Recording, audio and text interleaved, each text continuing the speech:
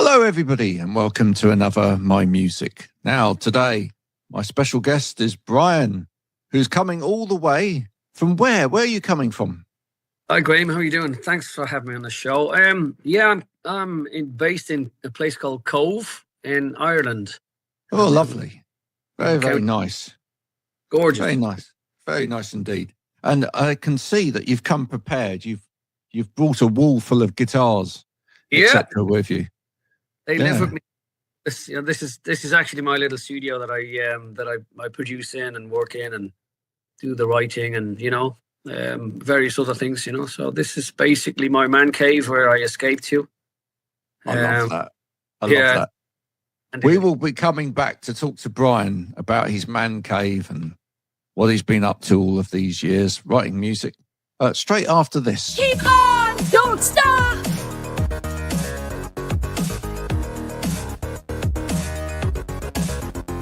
Keep on, don't stop.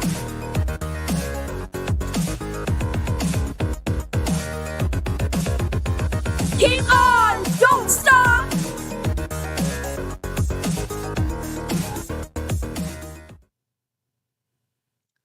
Well, there you go. It says on Spotify, The Deep Hour are an indie rock band fronted by renowned songsmith Brian O'Glanbury. Is it you, or is there a band? How does The Deep Hour work? Well, I started out. The story behind it is when I first approached the producer I'm working with, Wayne Sheehy. He's quite a god, actually. I approached him with a bunch of songs that I had in my catalog for quite some time, but I kind of compiled a heap of songs that I wanted to really put out there, So I approached Wayne and as a singer-songwriter, basically. Now I've been in dozens of bands over the years, etc. So I'm not shy of that front. And when Wayne started to listen to the songs, he quickly realized, and so did I, that the production was gonna be for a band. The sound and the whole structure of the songs and the integrity of the songs was a band feeling. So we said, right, let's record this as a band. So we started recording with the two of us. It took the bones of about 2 years to complete the album, but it's what the guys that we brought in during the recording process, who we felt we needed, who we felt would fit the particular parts we were reaching for, what the sounds we were looking for and everything. So it became a band. Now, I wouldn't like to call it a project. Yeah, that's a bit too, I don't know, too modern. So, and it isn't a collaboration because not every person, not every artist on the album were actually collaborating in the writing process to the songs. They were more collaborating with the recording process and bringing the value that they had to the tracks. So the Deep Hour is it's a virtual band. It's myself fronting, bringing out this music first and foremost. And we'll see what happens a little bit further down the line when we start getting ready for touring the album. So, well, you be careful using words like virtual band, because that comes with success. So I mean, think about it. The Gorillaz, they're just about to come back with an album. They've always been a virtual band. Yeah. Who knows? Perhaps you should appear behind a big screen like they do, and then just have these cartoon characters, and then wonderful, like ABBA, Yeah, exactly. Holograms. There's a danger in it, isn't there? So yeah. Yeah, I appreciate what you're saying there. Absolutely, it's a delicate description of and you have to tread very carefully when you're promoting what you have. So yeah, it is. It's tricky, but it's the best way I could lay it out for you. Actually, what the Deep Hour is basically myself and a choice of musicians, session musicians, and hopefully form a nucleus of a band around this. Obviously, when I was recording, the musicians that we were working with are basically session musicians or touring with other kind of celebrity artists or musicians or whatever. So it would be quite difficult to get a hold of those guys, But no, we'll see what the future brings. At first we just need to get a few singles out there, get a bit of meat on the bone, see what kind of response we get globally, hopefully. And yeah, we'll take it from there. When I started listening to this, it felt like it was going back to a place in a way, as much as it was going forward. And I say that with reverence because it felt like, I mean, you just look at the song titles, The One, Hurricane. These are big titles, right? They've got that kind of bigness to them, which I think we've left behind somewhere along the line. But it felt to me like, and just like in the spirit of the songs as well, not necessarily in the delivery, but in the spirit of the songs, this is going back to like Simple Minds sort of era, right at the sort of peak of Simple Minds, Belfast Child, all of that sort of thing. But big, anthemic songs which like creep into existence, which is really lovely.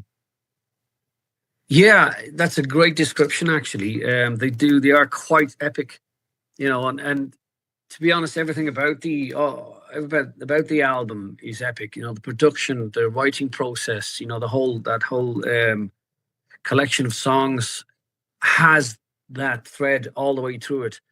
And I don't think it was purposely done that way. I think it's just, it developed that way.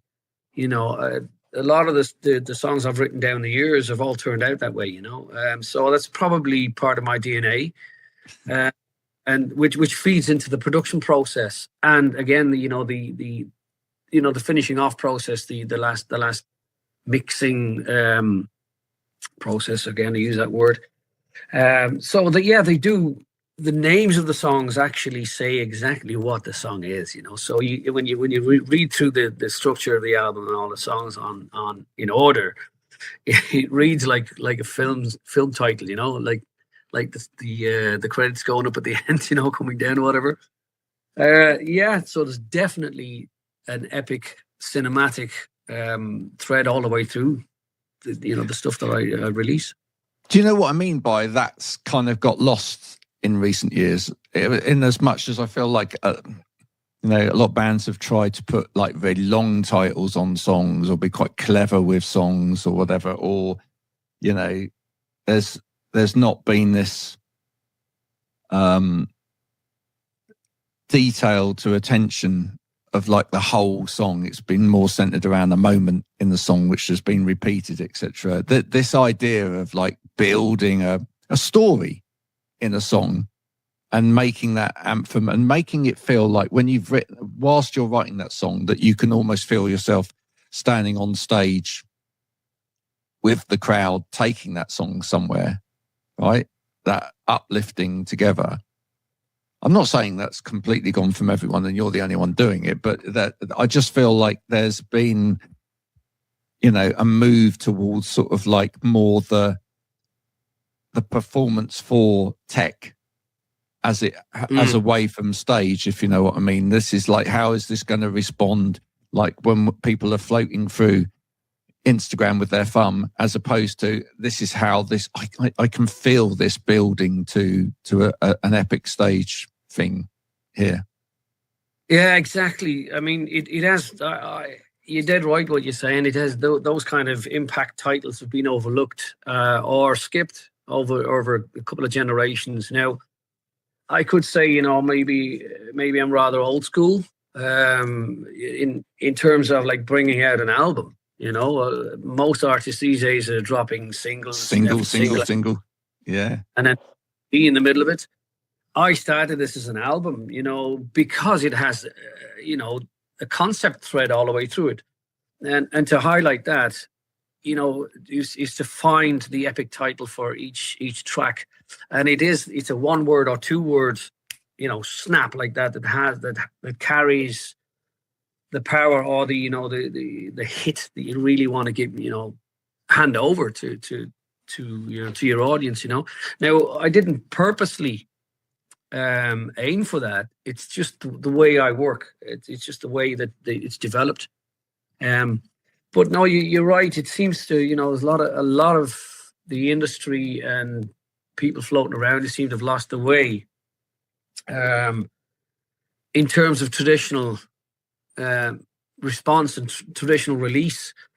And it's a gamble. It really is a gamble because you don't know how it's ever going to be received. You don't know whether you're doing the right thing by slightly abbreviating everything or giving it that click of a power, You just don't know what's going to happen. You don't know how your songs will be received. Or, it's a big pond out there and getting bigger and fuller and more wet.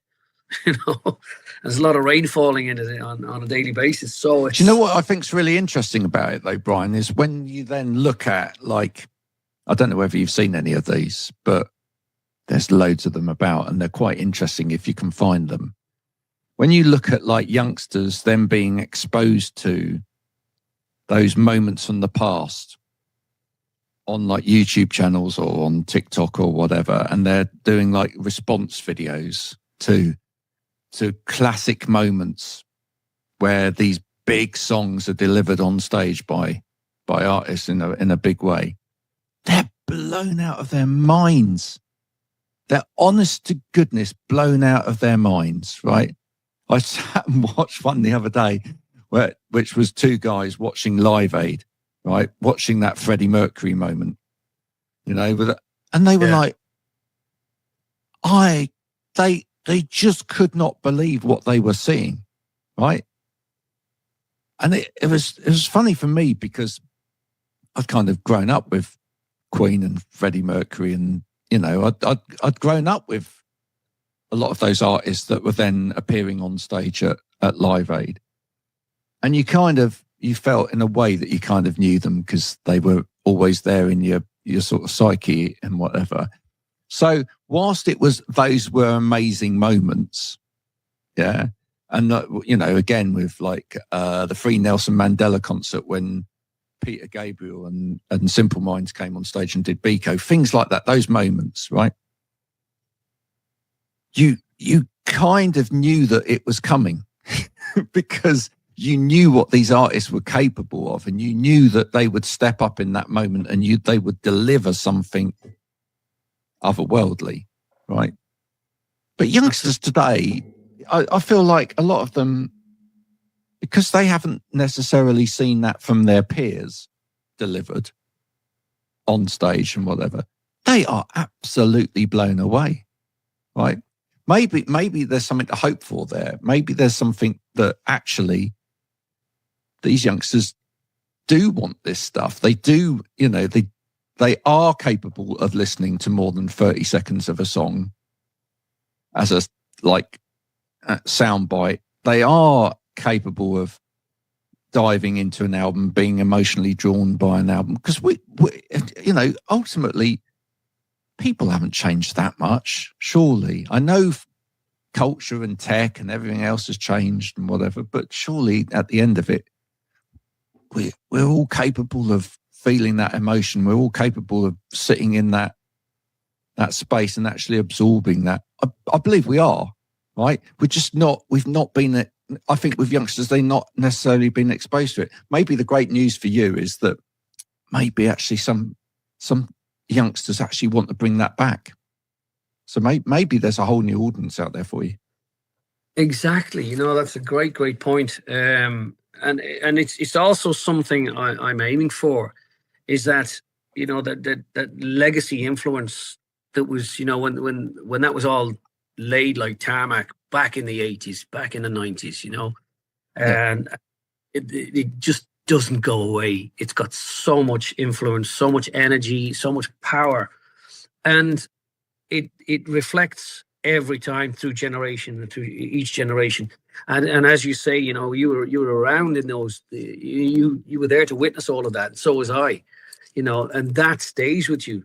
You don't realize what you're in that bubble at the time. You don't realize what that bubble will become like later on, in life. And when kids these days with the attention span of a goldfish, shall we say, not to be offensive in any way, when they look at their parents and what the parents were influenced by, and they obviously that idea of their parents, obviously the parents are influences on the children themselves. So when the parents are influenced by something else, it has a double impact, I believe, on the growing up and watching their parents appreciate these legacy acts as they are, the historic power. So I find when I'm doing a lot of like live shows with cover bands, in the past and all that stuff, and the audience was getting younger, and my material that I was playing in cover bands was static. It was still staying the same, and it was all the 80s and 90s stuff, and they're glued. They're absolutely stuck to you, and they're hanging on every word you sing, which to me, and they're singing every song you sing, every word you sing. Right. And to me, it's like, what? Wow.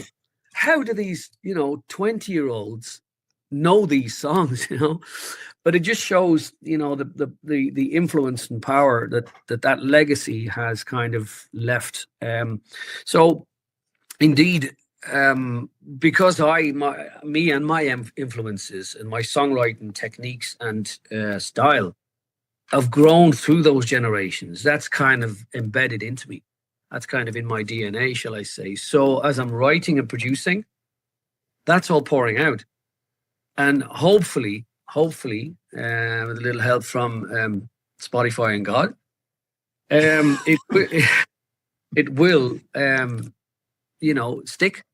It will have that influence on young audiences these days to slowly bring back what should never have disappeared. Yeah. I'm not disappeared. It's still very influential, but a lot of the stuff that's coming out these days is very repetitive, and it doesn't really have the character, that depth of character and depth of meaning. They don't, there's a lot of songs you don't really care what it's about. You're just listening to something that's popular, and that's what a lot of audiences these days are following and sharing and say, oh, listen to this, listen to this, and ignoring the reality and the art behind the creation of this, of these songs, especially, with the fear of looping and the fear of AI these days, everything's kind of pre-produced and pre-manufactured before it's even assembled in the studio, which is frightening, So I think real audiences and real listeners do appreciate, the older style of the music creation. So holding that, bringing it back into modern day music environment is a challenge, and it's great. I've nothing to lose by doing that, So I don't think you have, and I think that there are some of the old guard trying to really establish that at the moment, trying to reconnect young people to that kind of legacy as well. We saw appear in the news this week is because of a film, I think it is, that's coming out. A 3-generational photograph appear in a lot of publicity, which has been taken before, of three men from the world of rock and pop, which was Paul McCartney, Paul Weller, and Noel Gallagher. And it showed, and you can go and find it now. There's a photo of them when Noel Gallagher was still in nappies, as it were, right at the beginning of his career. And then the three of them together now. And I think I think these figures are trying to pull back that association. And I had a young band on here a week or so ago, and we were talking about what happened last year, that shift that happened last year when Oasis came back, and that along with COVID, where youngsters had time to pick up guitars or whatever. I think there is a real thirst for getting in a band again now, bringing back a band, actually finding time with your mates to make music, as opposed to, for so long, people have been making music because they could at home in their bedroom, you know, becoming a pop star, putting this out, or generating a following on TikTok or Instagram or whatever, and starting off by singing covers and then, you know, getting together with a team of songwriters and doing this. There's nothing wrong with any of that. There is nothing wrong with any of that. But that piece of like, you know, we want to get out there, we want to change the world, we want to write songs. This is a movement that we're trying to do rather than just, you know, pushing music. I feel it's on the cusp of coming back, which is a great thing, I think. Oh yeah, absolutely. I mean, I seen that photograph there last week, and I was looking and I thought, my God, it's the generational influence in that photograph is palpable. You know, they've all made history. You know, all three of those giants of music have all made history. You know, all British. You know, and that's it's beautiful to see that. And I was really electrified by Oasis coming back last year. You know, and indeed, that's if you watch interviews of all three of those guys, you know, from their younger days or when they're talking about their younger days, every one of them says somewhere down the line in some interview, and they've been watching or influenced by either, you know, it could have been Buddy Holly, it could have been the Beatles influencing Oasis, it could have been Oasis being influenced by the Jam, you know, way back in the 80s and 90s. And these kids are growing up and they're looking at these bands that influence them and say, I want to do that. That's me. That's exactly what I want to do. And I'm gonna take it from my bedroom and I'm gonna put it on the biggest stage I can find. And that's it to me is gorgeous. It's absolutely brilliant to see and feel that, you know, the young generations coming up have got that idea in their heads of like, I want to do that. That's me. That's exactly what I want to do for the rest of my life, you know? It's very influential. It really is. And I suppose once you're a music lover, that's never going to leave you. It's in your blood. And once you're a musician, you've had a taste of what you can achieve with creating music and putting music out there. You influence yourself, you know? And you go through those stages, you go through those eras and through those decades and the changes that are happening all the time. And you either move with it or you shy away from it, you know? It's an art of moving with it. It's a beautiful thing. And it's great to see kids these days picking up a guitar and saying, you know, like, let's form a band, you know? We'll get Dar's car out the garage and we'll go back to what the old garage days, you know, garage band days. Yep. Marvelous. Great, you know, a great turn in probably what will turn out to be music history, because it will come back. You know, it can't fade away. Those influences never will go away, you know. It's like paleontologists, I suppose, are influenced by dinosaurs. They didn't go away. You know? It's still floating. And I think in amongst all of that as well, I think the younger generation at some point will find a way of making it work money-wise as well. Yeah, they have to, right?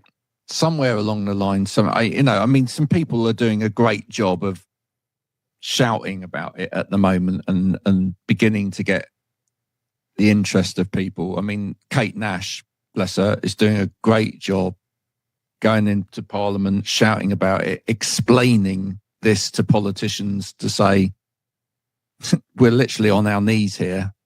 You know, we need, you know, her talk the other day about that every little thing that you can do to help us get more revenue out of what we're doing helps.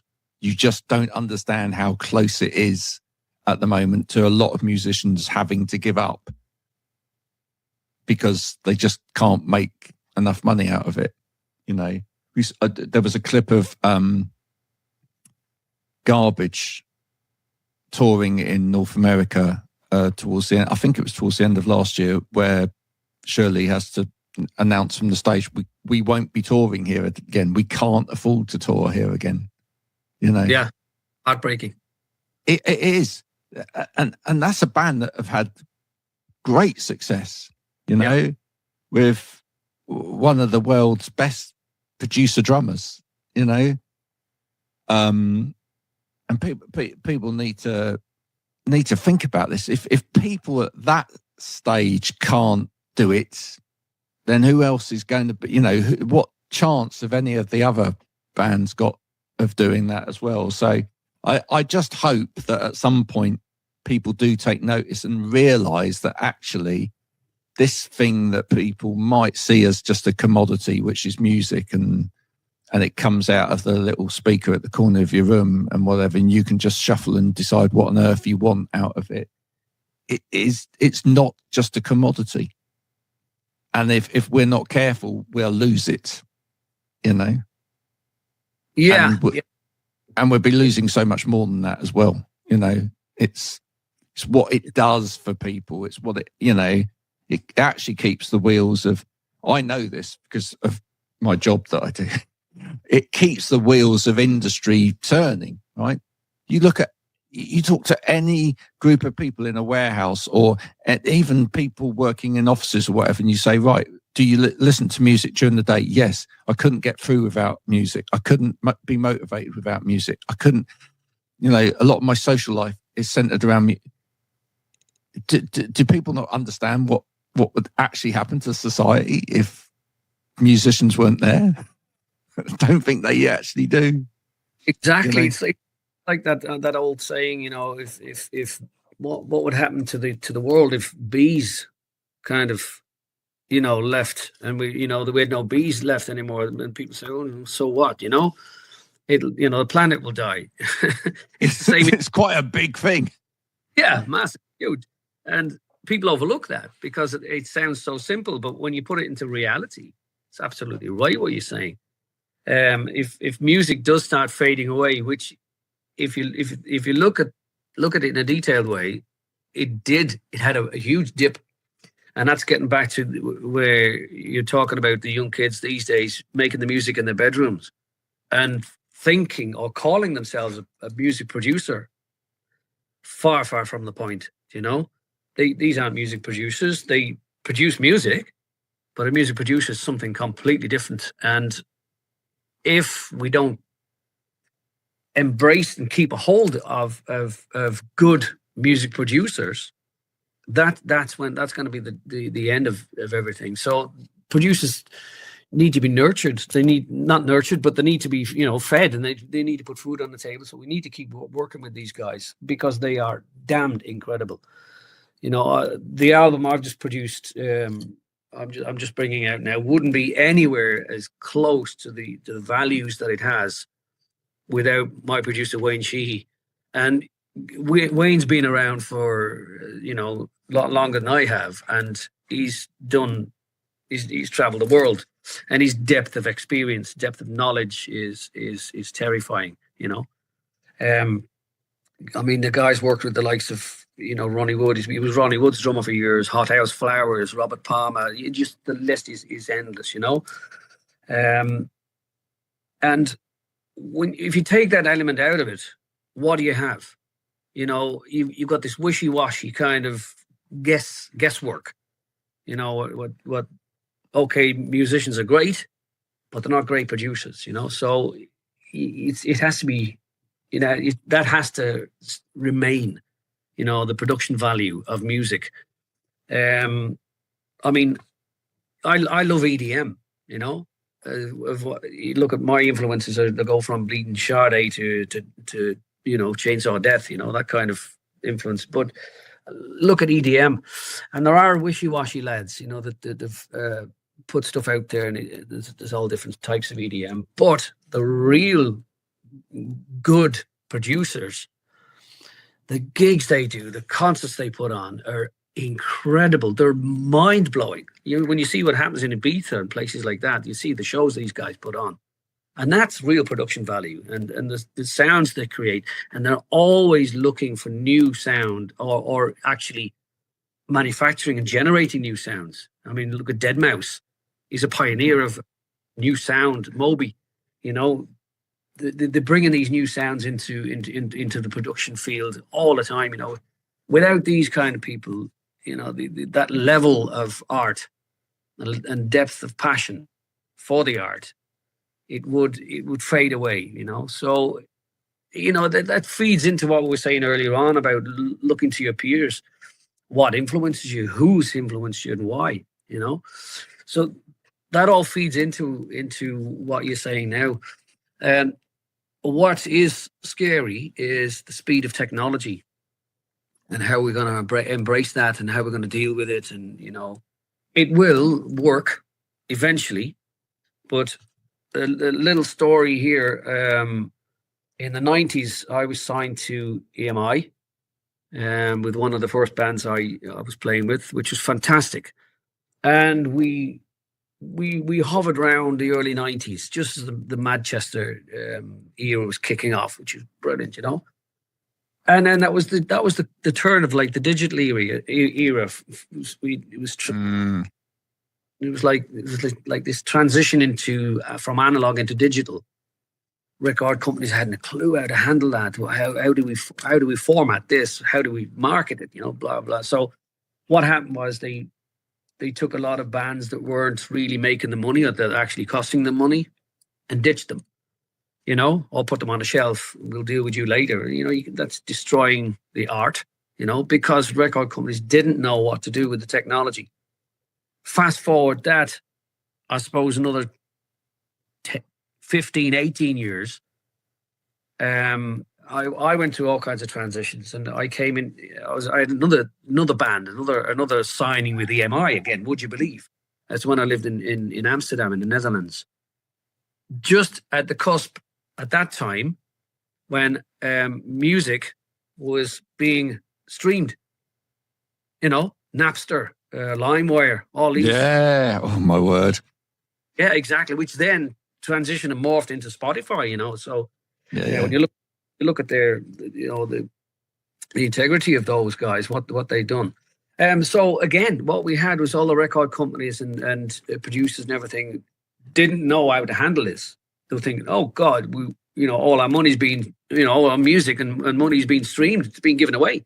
Yeah. What do we? Especially in those early days, because it literally was like theft, wasn't it? It was like people were, you didn't know if as soon as you finished recording whether your album was just going to be out there. Yeah, exactly. The security behind studios those days was quite intense. The firewalls that they were setting up in the studios to protect their belongings. Now, again, what happened was, a lot of the record companies, and I was signed again to EMI. A lot of these record companies turned around and said, well, we don't know how to handle this just yet, so let's put the brakes on. And here I am again at the start of something big being shelved again for the same reason, the speed of technology and the industry not knowing how to handle it. That was, I suppose, at the turn of the millennium, coming from the 90s into the noughties and beyond, and into 2010, etc. Mm-hmm. And it took me 10 years to learn how to market and how to deal with this and how to license everything properly. Now, we're faced with AI. So, again, and I'm bringing out another album, and at this time I've decided not to go with a record company unless there's a really good one out there who wants to come and shake my hand. Plugging myself there, but those three turning points in music history I've been right in the heart of it, and again, it's just, touching on what we were talking about earlier, it's the speed of technology and how do we deal with it, so there's no answers, are they? Because none of us have got crystal balls. No, it's a very, very delicate and very, very important point. I was listening to some news feeds the other day in Parliament, actually, and some of the guys were standing up and some of these MPs, and they were, really trying to hammer it home, the importance of our studios and our recording studios and our producers this industry is fading away. A lot of the artists are leaving and going to the USA for production, or they're going abroad into further into Europe to produce their albums. And what's happening in Great Britain with the studios at the moment, like they're dying. And this needs to be addressed. It needs to be looked at. Certainly does. Yeah. So it was great to see that being addressed actually in Parliament, the recognition of that, Did you have more hair back in early 90s? I couldn't have more hair, Graham. You look at this. It's perfect. Well, yeah, no, I I agree. Yeah. Mm. Yeah, absolutely. No, this photograph. I pulled this out whilst you were saying that, because this was me in a signed band in the early 90s as well. So there we go. I'll bring that up to the... There we are. Oh, wow, look at that. Yeah. Yeah, look at that. That's brilliant. Brilliant. What was the name of that for the band? We were called the Colourful People, which is why this is quite ironic, because this was a promo shot taken by you can see the writing at the bottom, by the record company, and they did it in black and white. Let's get it right, Yeah. got this band known for being colourful. We'll just call them the Colourful People, but we'll do it in black and white and send it out to people. Yeah, it's like that shot will appear on posters everywhere, and people will go, "Why have they done it in black and white?" Yeah, exactly. I often wondered. Yeah. I often wondered. Listen, it's been brilliant speaking to you today, Brian. Thank you so much. That was just over a half hour of deepness, but you've got a whole hour of deepness in your band, your releases, etc. Yeah. And probably some more as well. But thank you for coming. Thank you for sharing a little bit today. And I do hope that people that having listened to this now and got an edge of who Brian is and what his music is about, do go and check it out. Okay. Yeah. Yeah. We'll put some links in. We did mention the aforementioned obelisk of sound that is Spotify on this. But this will be going out, as you know, on Spotify, along with a load of other places. But if you're listening on Spotify right now to this, your thumb just needs to do that and press, and there's Brian and the Deep Hour. It's as simple as that. I mean, that's a good thing. That's wonderful that people can get that easy access between different points of information. But as we say all of the time on here, don't just leave it there. Don't just listen to it once. Go and put it in a playlist, because that really does help. It gets more people to see it.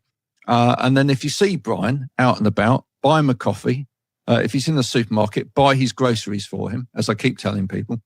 Just barge past him and go, "No, I'm paying for that, Brian." He won't mind. Trust me. Right. He might even, get his guitar out of his car and play you a tune as a thank you. Because that's the way that, if we all start appreciating each other a little bit more, then the world will go round in a better way. And that's a beautiful thing.